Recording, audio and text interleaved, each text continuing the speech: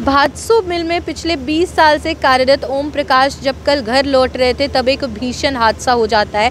Bike पर वो सवार थे और सामने से एक तेज़ रफ्तार में गाड़ी आ रही होती है और तभी आमने सामने की ज़ोरदार टक्कर होती है, जिसमें दुर्घटनाग्रस्त होने के बाद मौके पर ही ओम प्रकाश दम तोड़ देते हैं। उनकी उम्र का अंदाज़ा 50 से 55 वर्ष दिया जा रहा है। उनका एक बेटा भी है और जाहिर है कि बेटे के सर से पिता का साया उठ जाता है। अपने आप में बेहद दुखद घटना है, लेकिन इससे भी ज़्यादा आश्चर्यजनक चीज़ ये है कि गाड़ी चालक मौके से फरार हो जाता है। तमाम परिवार जो है मातम का माहौल है। अभी फ़िलहाल कल्पना चावला मोर्चरी हाउस पहुँचे हुए। कल्पना चावला मोर्चरी हाउस में ओम प्रकाश के शव का पोस्टमार्टम चल रहा है। पूरा मामला क्या है आइए एक बार जान लेते हैं। सर, क्या जानकारी मिली थी आपको? सुबह जानकारी मिली थी जी 6 बजे ओम प्रकाश जी की डेथ हो गई थी एक्सीडेंट में। भादसों मिल में कार्यरत थे, वहाँ 20 साल से अपनी ड्यूटी दे रहे थे और सुबह अपनी ड्यूटी से ऑफ होके इनका गांव की तरफ आ रहे थे, तभी एक कार चालक आया, कार स्पीड में थी और उसने टक्कर मार के वो मौके से फरार हो गया। वहाँ से तो मौके पर ही इनकी डेथ? मौके पर डेथ हो गई। क्या नाम था इनका? ओम प्रकाश जी। और कहाँ के रहने वाले? गाँव बीबीपुर जटान के रहने वाले। परिवार में कौन कौन है? एक बेटा है जी इनका और पत्नी है अपना। इनकी उम्र कितनी थी? 50-55 साल के करीब थी। बच्चा अभी छोटा है? बच्चा नहीं, बेटा बड़ा है, मतलब कनाडा जा रहा है। पुलिस को शिकायत दी? अभी दी है जी, पुलिस प्रशासन अपनी कार्रवाई कर रहा है। अभी बाकी आगे का देखते हैं क्या है। तो कार को कब्जे में ले लिया पर कार चालक फरार है? कार भी फरार है और कार चालक भी, दोनों फरार हैं जी। वो मौके पे रुका ही नहीं उसके, मतलब वो फरार हो गया। क्या कार्रवाई चाहेंगे पुलिस प्रशासन? जी मौके पे जो कार चालक था और कार को भी जब्त करो और चालक को भी पकड़ो। उसको मार के भागना तो कोई वो नहीं है ना भैया। अगर एक्सीडेंट हुआ है तो भाई अपना रुको, उसकी सहायता करो, उस टाइम हॉस्पिटल लेके जाओ। लेकिन उसने ऐसा कोई अपना परिचय वहाँ पे कोई ऐसा दिखाया नहीं, तो मैं तो चाहूँगा कि कार्रवाई हो सख्त से सख्त। बिल्कुल, बीबीपुर जटान के रहने वाले तमाम उनके और भी परिजन हैं। आप क्या लगते हैं जी उनके? भाई लगा जी, गाँव भाई लगते हैं। क्या नाम है आपका? कुलवंत सिंह। फ़ोन आया था आपको? हाँ फोन आया था। क्या पता चला? बस यही पता चला थी 6 बजे उसकी ड्यूटी खत्म हुई थी।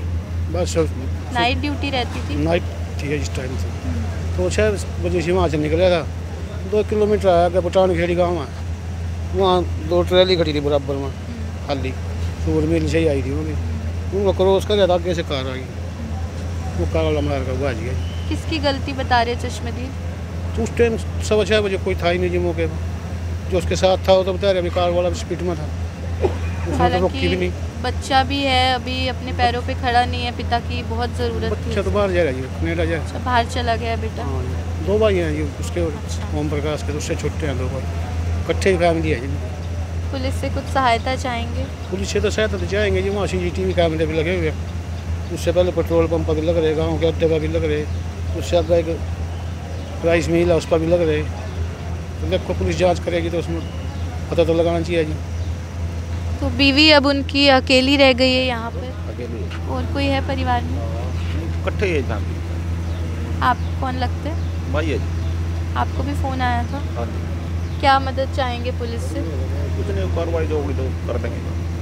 बिल्कुल, बीबीपुर जटान के रहने वाले 55 वर्षीय ओम प्रकाश, जिनका एक बेटा है, कुछ ही समय पहले उसको कनाडा बाहर फ़ॉरेन में भेजा था और ऐसे में अब क्या होता है कि सुबह की ड्यूटी करके लौट रहे होते हैं। नाइट शिफ्ट रहा करती थी और शुगर मिल में कार्यरत थे और वहाँ से लौट रहे होते हैं, बीबीपुर जटान की तरफ आ रहे होते हैं और तभी रास्ते में एक गाड़ी जो है वो तेज़ रफ्तार में सामने से आती है। ये बाइक पर सवार होते हैं, ज़ोरदार आमने सामने की टक्कर होती है, जिसके बाद दुर्घटनाग्रस्त होने के बाद ओम प्रकाश वहीं मौके पर दम तोड़ देते हैं। उसके बाद अस्पताल लेकर आया जाता है, लेकिन जाहिर है डॉक्टर के द्वारा मृत घोषित कर दिया जाता है। पूरे परिवार को जानकारी मिलती है, परिवार में मातम का माहौल है। पत्नी है बेचारी जो अकेली रह जाती है यहाँ पर और अभी फ़िलहाल के लिए शव का postmortem Kalpana Chawla mortuary house में चल रहा है। लेकिन सबसे ज़्यादा जो इंसानियत को शर्मिंदा करने वाली चीज़ है वो ये है कि मान लीजिए हादसा हो भी गया था, लेकिन हो सकता है गाड़ी चालक उस वक्त गाड़ी से उतरता, उनको उठाता, जल्द से जल्द एम्बुलेंस को जानकारी देता तो शायद उनकी जान बच सकती थी। एक बेटे के सर से पिता का साया ना उठता, लेकिन उसकी बेशर्मी देखिए कि वो अपनी गाड़ी को फटाफट लेकर वहाँ से रफू चक्कर हो जाता है, मदद नहीं करता, किसी को जानकारी नहीं देता। ऐसे में बहुत ही शर्मिंदगी की बात है।